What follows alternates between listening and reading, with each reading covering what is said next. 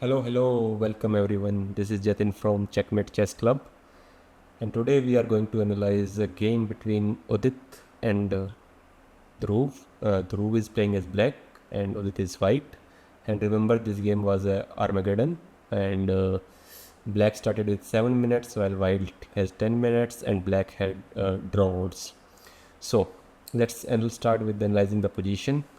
We don't know how they reached this position. Maybe some queen gambit, I think. I assume maybe Karokan. I don't know.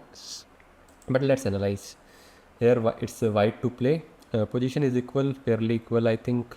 Both have equal number of pawns. Each side have 7 pawns. I think only Indian is giving slight advantage to white because of this central control.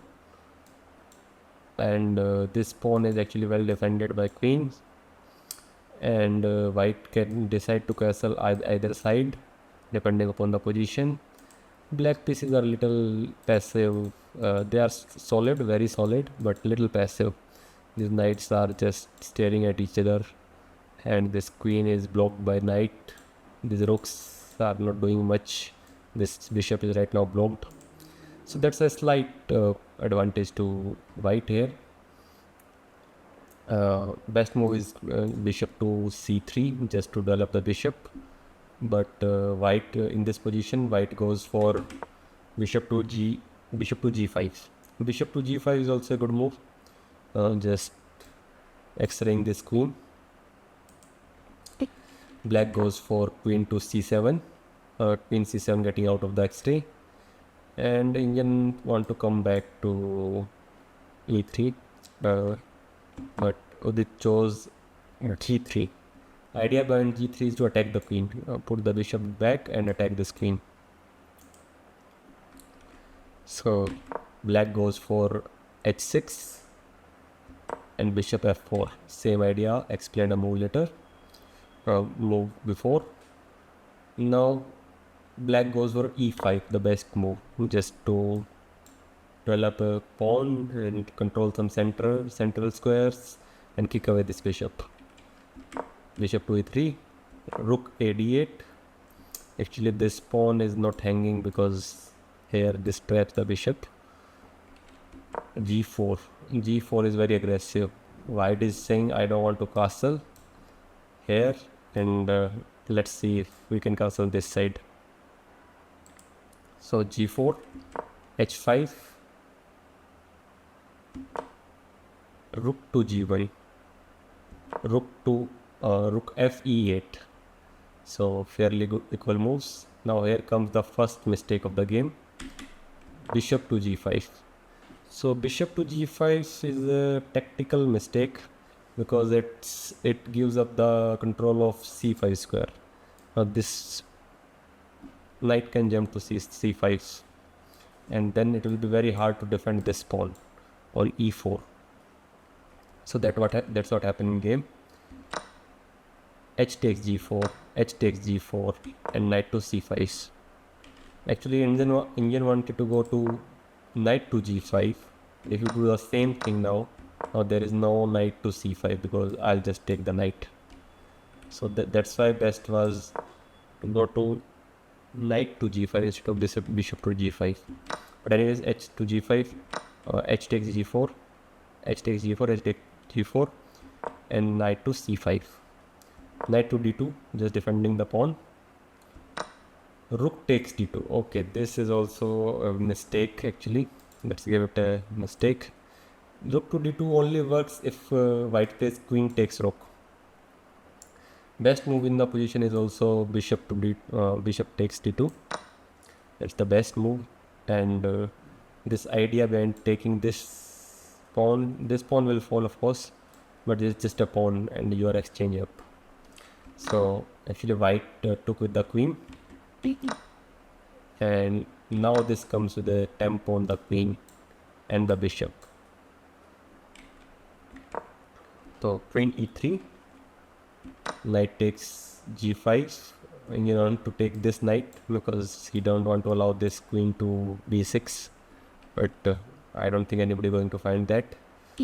So queen takes g5, rook to d8, rook to d1, rook takes d1, king takes d1, and knight to e4. Knight to e4 is again, Indian is giving a mistake because of the move queen e3, knight to f6, and this pawn is falling on a7. There is no b6 now. Why is this pawn so important suddenly in the middle of the game? Actually, nobody is taking this pawn because nobody is looking in the direction. But anyways, let's see. If white takes this pawn, queen takes a7, you get knight to d5, king to c2, bishop h6, bishop c4, queen c8,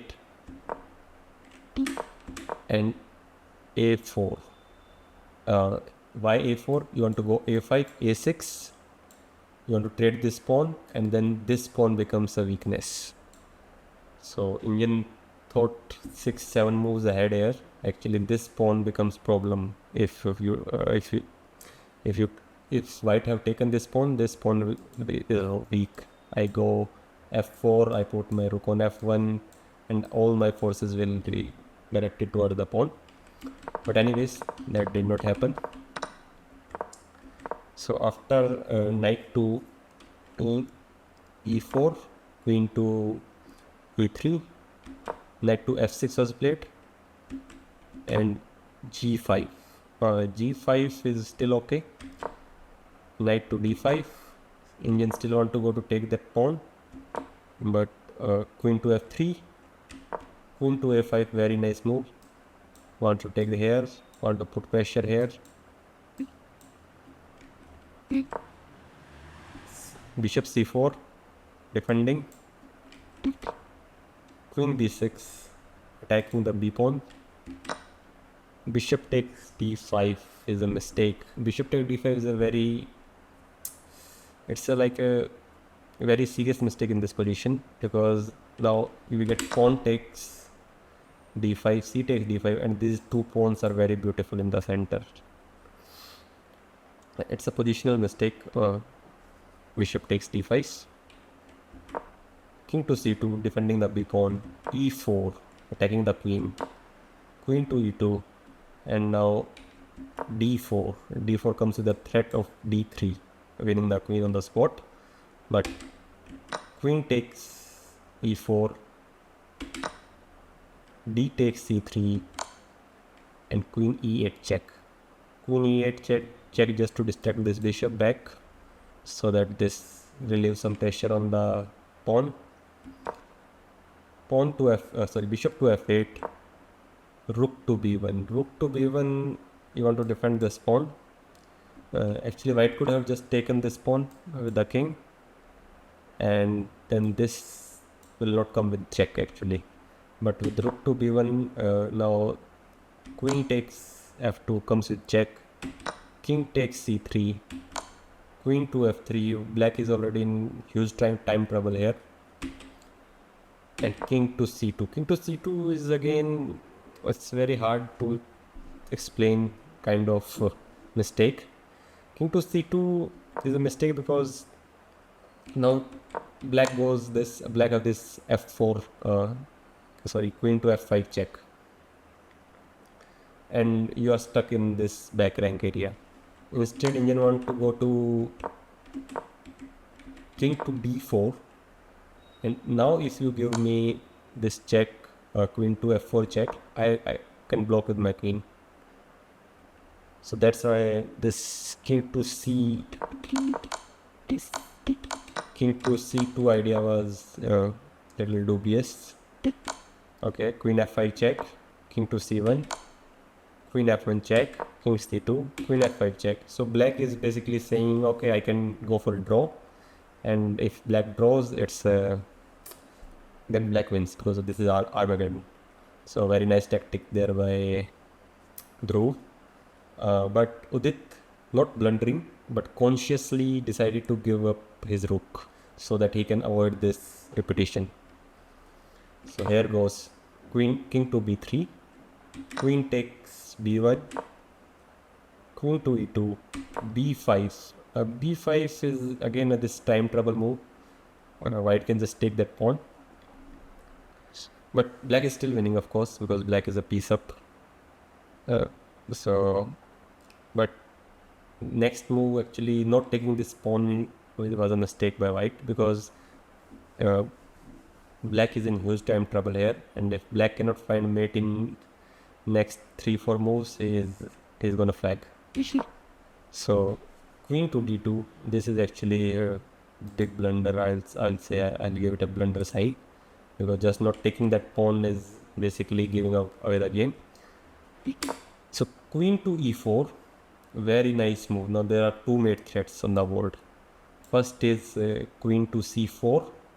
This is checkmate, because this everything is covered. This bishop is nicely lined up here, and this king is going to be mated. And queen to b4. Queen to b4 is also same. It's a mate. This king cannot escape. And both white and black saw this queen to c4 mate, and both missed this queen to b4 idea. So let's see.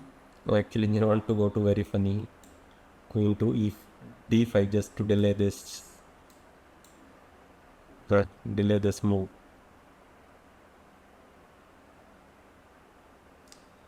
Actually, this is not a mate, because this is just escape square.